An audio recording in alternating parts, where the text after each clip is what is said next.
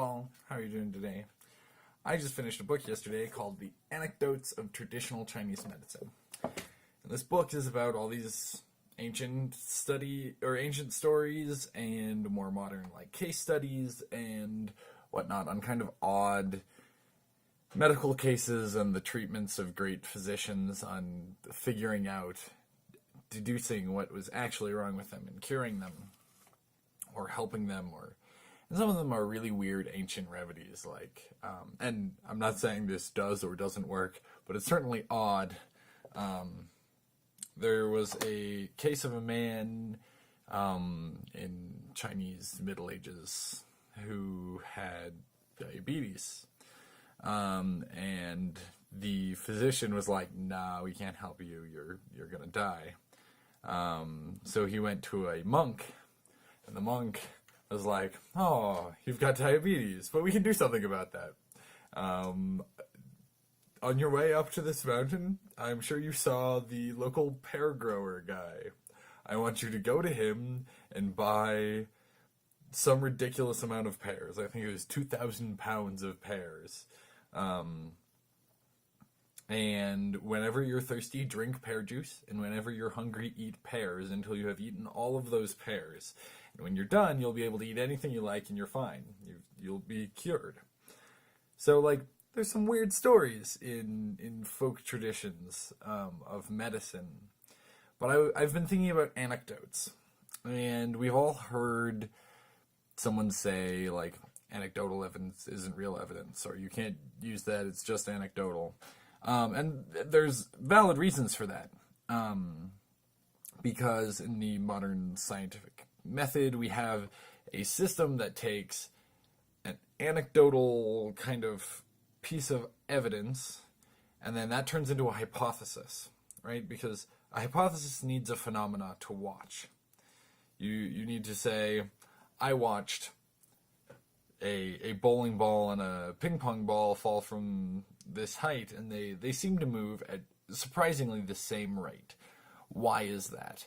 I'm going to propose why that is. So there's an anecdote, and then there's an explanation, and then there's the tests and trials and the experiments part of it. And this is all valid and useful most of the time. It really is it's an improvement upon building understanding through anecdote. That being said, there are some things that you can't really do this with because they happen so infrequently, or they require, conditions that aren't easily replicatable or able to replicate in enough scale to get valid experiments.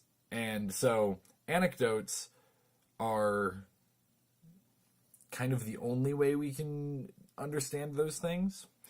And there are some of those examples in my video on science as a natural philosophy. But I won't go into that because I want to talk about the psychology of anecdotes a little bit more. So why do we like anecdotal evidence so much? It seems to strike a chord with everyone. You tell people the statistics about something, right? 77% of people do blah, blah, blah when exposed to blah, blah, blah. And those are probably based on better research, or somebody just made it up, but probably based on better research than the statement of, I did this, it worked really well, I told a friend about it, and it worked really well for them too. That's a sample size of 2, but it's far more convincing than saying, this sample of 500 people, most of them did this. But if you can say 2 people definitely did this, people have a more visceral gut kind of I believe that response. And I think this is due to the animal kind of processing, right? Our brains developed to learn things as quickly as possible. They didn't develop for the scientific method. They developed to be able to eat a berry and know you felt sick and never eat those berries again.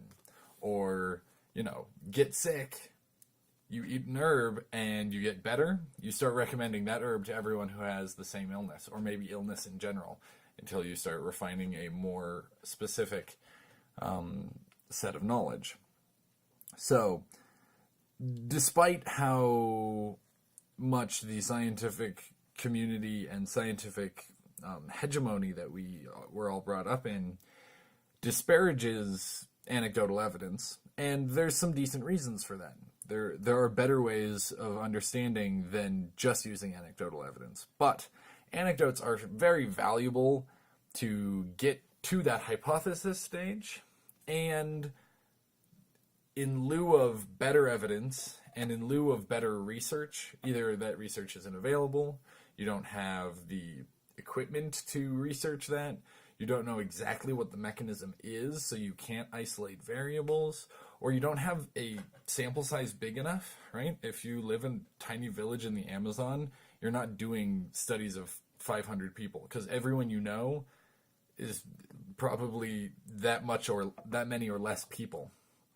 So there are times and places where anecdotal evidence is useful and the most useful, but taking it to that next level and designing a experiment, building hypotheses on your anecdotes is also recommended by me, at least. All right.